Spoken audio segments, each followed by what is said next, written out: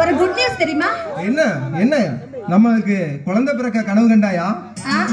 பேர குழந்தையே பிறக்க போதுன்னு கனவு கண்டேன். உன்ட்ட அந்த நகைச்சுவை தான்.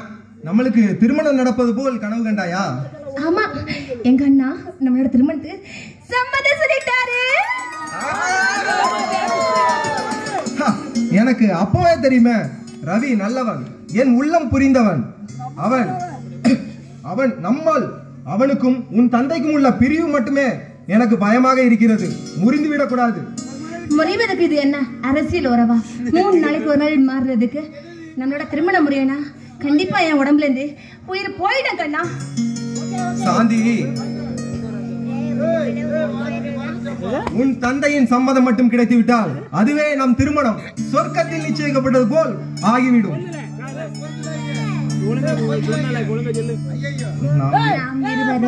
இருவரும் காதல் ஜோடியாக அந்த காதல் வால்ல சிறகடிச்சு அந்த அப்படியே என்ஜாய் பண்ணுமா? கட்டாயம். அதுக்கு தானே இந்த காட்சியே.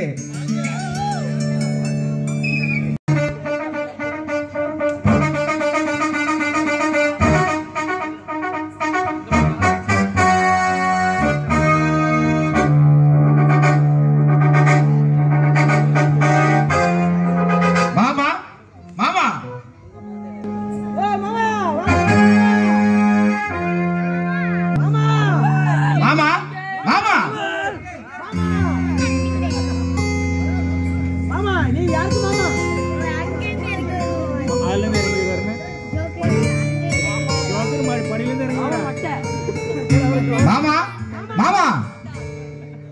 யாரு? சங்கரா? ஆமாம், உங்களால் ஏமாற்றப்பட்ட சங்கர் தான். என்ன சொல்கிறாய் சங்கர்? எனக்கு ஒன்றும் புரியவில்லை. உங்கள் ஆஸ்திக்கு வாரிசு யார்? சாந்தி. சாந்திக்கு உரியவன் யார்? அது அந்த ஆண்டவனுக்கு தான் தெரியும். ஏன் உங்களுக்கு தெரியாதா? சங்கர், நீ என்ன சொல்ல? எனக்கு ஒன்றும் புரியவில்லை. புரியாது. புரியும் முடிவு சொல்லுகிறேன், கேளுங்கள். சாந்தியும் அந்த அனாதை புயல் கண்ணனும் ஒருவரை ஒருவர் விரும்புகிறார்கள். அது உங்களுக்கு தெரியாதா? சத்தியமாக எனக்கு எதுவுமே தெரியாது. தெரிய வேண்டிய அவசியம் இல்லை. உடனே சாந்திக்கும் எனக்கும் திருமணத்திற்கு ஏற்பாடு செய்யுங்கள். சங்கர், சாந்தியை கேட்காமல் நான் எதுவும் செய்ய முடியாது. முடிவு என்ன முடிவு? நான் எடுக்கும் முடிவுதான் இறுதி முடிவு. அதுதான் உங்கள் முடிவாகவும் இருக்க வேண்டும். என் முடிவை மீறி நீங்கள் எதுவும் எடுக்க மாட்டேன் என்று நம்புகிறேன். இல்லை என்றால் உங்களுக்கு விழும் அடி ஒவ்வொரு அடியும் இடியாக தான் இருக்கும்.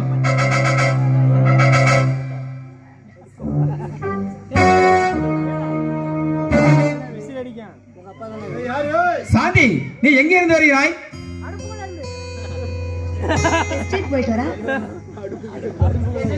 எஸ்டேட்டுக்கா? இல்லை, அந்த அனாதை புயல் கண்ணனோடு காதல் நிலை நடத்தி வருகிறாயா? சங்கர், மரியாதையாக பேசு. நீ யாரடா அதை பற்றி பேச? அவள் ஒரு நல்லவனை தான் காதலிக்கிறாள். நல்லவன்? யார் நல்லவன்? குப்பையில் கிடந்தவன் கோபுரத்தில் வாழ ஆசைப்படலாமா? அவனா நல்லவன்? குப்பையில கிடந்தாலும் அது மங்காத குன்றுமணி.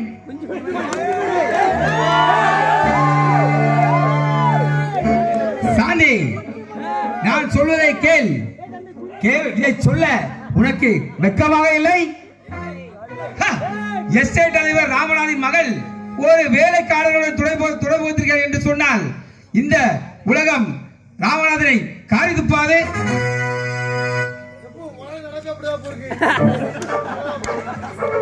சாந்தி, என்னிடம் கை நீட்டு வேலை பார்க்கும் வேலைக்காரனோடு உன்னை சேர்த்து என்று கனவிலும் நினைக்காது. என் வேலைக்கார பயல் எனக்கு ஆவல் விட வேண்டும் என்று எனக்கு ஏவல் விடும் எஜமானாக வர முடியாது. மாமா, உடைய எனக்கும் சாந்திக்கும் திருமணம் ஏற்பாடு செய்ய வேண்டும். இந்த சங்கருக்கு கல்யாணம் பண்ணி கொடுக்கறத விடவோ உங்க கையாலே கதறி கொண்டு போட்டாங்க. சாந்தி, என் உயிரே போனாலும் சரி, உண்ட வீட்டுக்கே துண்டாக நினைக்கும் இந்த சண்டாளன் உனக்கு கணவனாக வரவே முடியாது, வரவும் விட மாட்டேன். டேய், சவால் விடுகிறாயா? ரவி, சாந்தியை மனம் முடித்து இந்த எஸ்டேட்டுக்கு அதிபதியாகி உன்னையும் உன் துணை ரவியையும் கண்ணனையும் இந்த எஸ்டேட்டை விட்டு அனுப்பிவிட்டால் என் பெயர் சங்கர் இல்லை.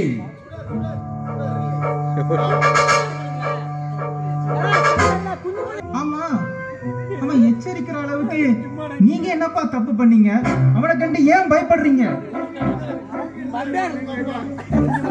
தவறு நான் செய்யவில்லையப்பா.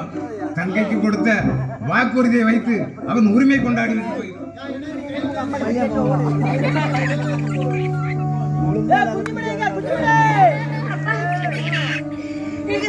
சரியில்லை.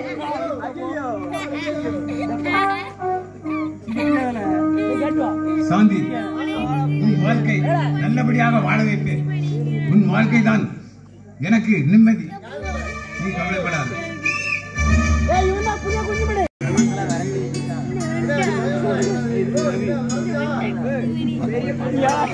ஒரு மாதிரியாக இருக்கிறார். நம்ம வாழ்க்கையில எது நடக்க கூடாதுன்னு நினைக்கிறோம், அது நடந்து போட எனக்கு பயமா இருக்குது. அப்படி என்ன நடந்தது? நம்ம ரெண்டு பேரும் விரும்புறத சங்கருக்கு தெரிஞ்சு என் அப்பாட்ட போய் சண்டை போட்டு தனக்கு தான் என்ன கல்யாணம் பண்ணி தரணும்னு எங்க அப்பாவும் மிரட்டுறான். அதுக்கு உங்க அப்பா என்ன சொன்னார்கள்? அடிப்பட்ட நாகம் போல அவர் சொல்ற ஒவ்வொரு வார்த்தைக்கும் தலை கவுத்து நின்னாரே தவிர தலை நிமிர்ந்து ஒரு வார்த்தை கூட அவர் பேசல. என்ன?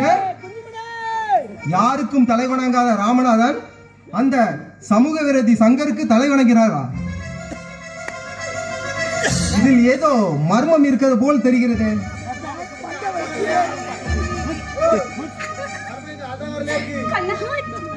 நம்மளோட திருமணத்துக்கு எங்க அப்பா மட்டும் சம்மதிக்கலைன்னா நான் செத்து போயிடுவேன்.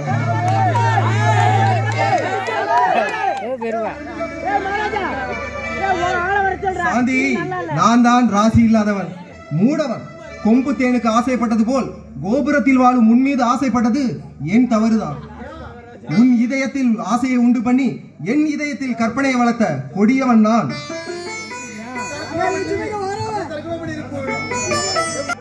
வாழ்ந்தா உங்களோட மட்டும் தான் வாழ்வேன், இல்லைன்னா நம்ம ரெண்டு பேரும் சேர்ந்து செத்துடுவோம்.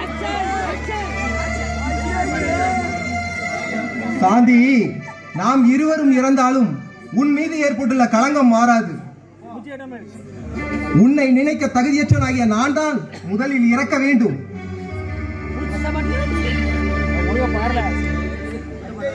கவலை வேண்டாம், உங்களுக்கான உரிமையை நான் பெற்றுத் தருகிறேன். ரவி, நீ எங்களுக்கு உதவி செய்வதை முதலாளி அறிந்தால் உன்னை வீட்டை விட்டு அனுப்பி விடுவார். அப்பா வீட்டை விட்டானு விரட்ட மாட்டாரு, அந்த கொடியவன கொடுமையால விரட்டுவாரு. சாந்தி, எனக்கு இதுவரை வசதியா வாழ்ந்ததெல்லாம் போதும். இனிமேல் என் தங்கையோட வாழ்வு தான் எனக்கு முக்கியம். அதுதான் என் வாழ்வோட லட்சியமும். ஒவ்வொரு நாளும் என் தங்கையோட விழிமலர வாழ வைக்கணும் தான் என்னோட ஒவ்வொரு எண்ணமும். ரவி, தந்தை ஏன் சங்கருக்கு அஞ்சுகிறார்? அதுதான் எனக்கும் தெரியல. ஆனா கேட்டா சாந்தியை கேட்டான் சங்கர், ஆனா அப்பா தரேன்னு சொல்லல.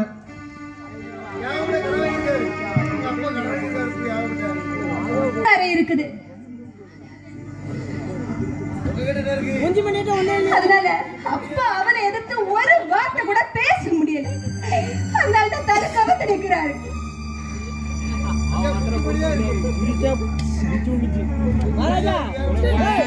ஆனா அப்பா அவனை எதுவும் சொல்லாம இருக்கான்னு நினைக்கலாம்ல.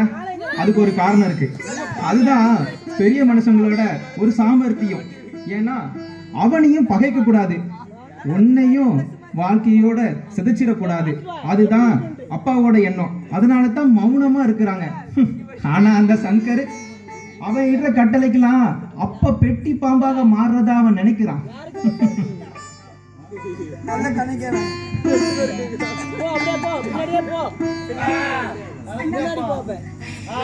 பிறந்த ஒன்ன விட்டு உன்னை நம்பிதான் எங்க ரெண்டு பேரோட உயிரே இருக்குது. நீ மட்டும் இல்ல கைவிட்டா எங்க வாழ்க்கை என்ன ஆகும்னு தெரியல. சாந்தி, காதல் வாழ்வில் இது போன்ற கொடுமைகள் நடக்கத்தான் செய்யும். காதலர்கள் எல்லோரும் ஒன்று சேரலாம், அல்லது விதியிலோ விதியின் பெயரால் சதிகாரர்கள் செய்யும் சூழ்ச்சியால் பிரியவும் செய்யலாம்.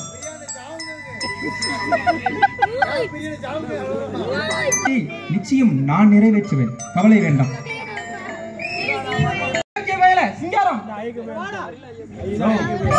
மரியாதையை பேசியா? நான் என்ன பேசுன்னு எனக்கே தெரியாது பாத்துக்க. நான் யார் தெரியுமா? இப்போதைக்கு இந்த வீட்டோட முதலாளிடா.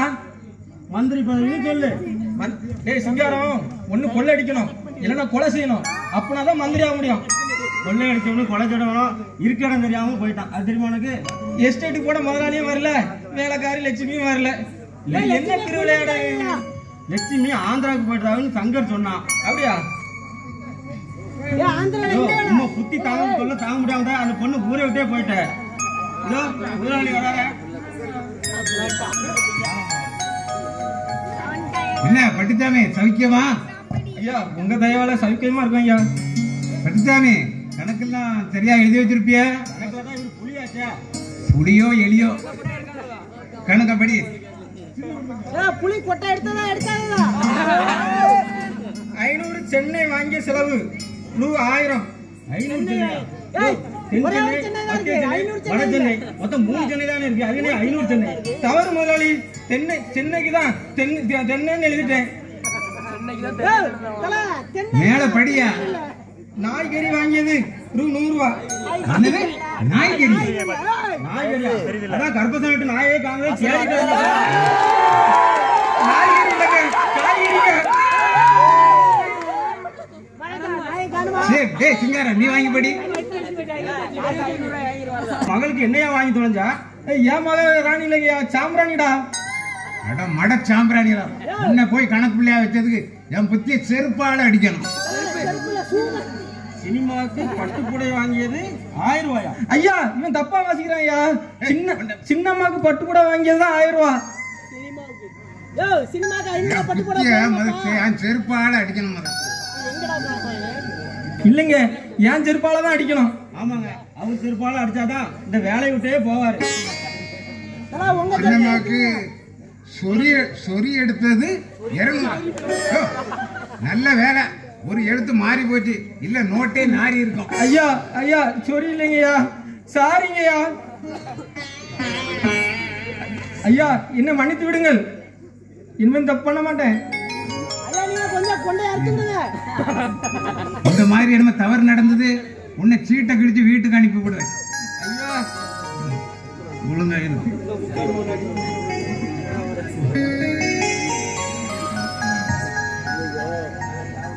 உங்களுக்கு இந்த புத்தி எப்பயா வந்துச்சு? நான் மனுஷன் எங்க நொந்து போயிருக்கான். அவன் சின்ன வீட்டுக்கு ராத்திரி இப்படிதான் போவான். 100 பொருத்தா அப்படியே உனக்கு அச்சாசா இருக்கு. எனக்கு 18 வயசுல பொண்ணு இருக்குடா, நானா இந்த வேலை பார்ப்பேன்? 18 வயசு பொண்ணு பாக்குறவன் பல்லு இல்லாத கூட பல் சட்டை மாட்டி வச்சு பொண்ணை பார்த்துட்டு இருப்பான். அது அப்பனுக்கு இருக்குடா, போடா.